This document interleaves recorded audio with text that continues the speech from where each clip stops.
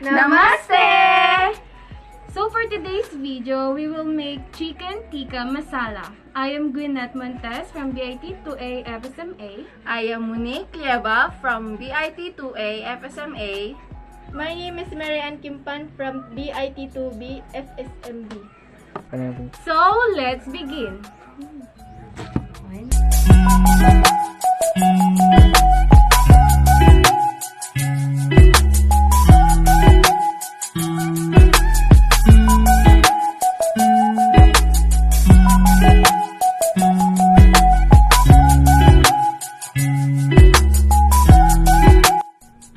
Preheat and cook the chicken with lemon juice until juices run clear, about 5 minutes.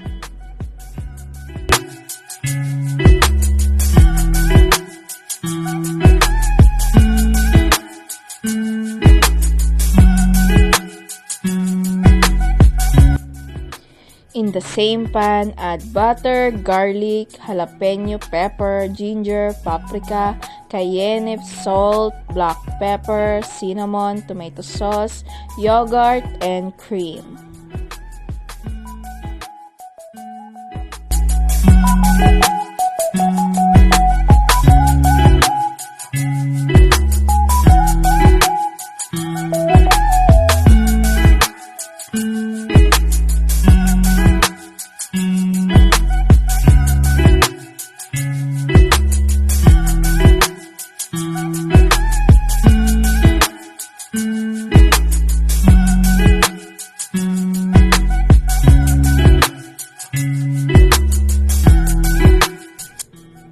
Add the chicken into the sauce mixture.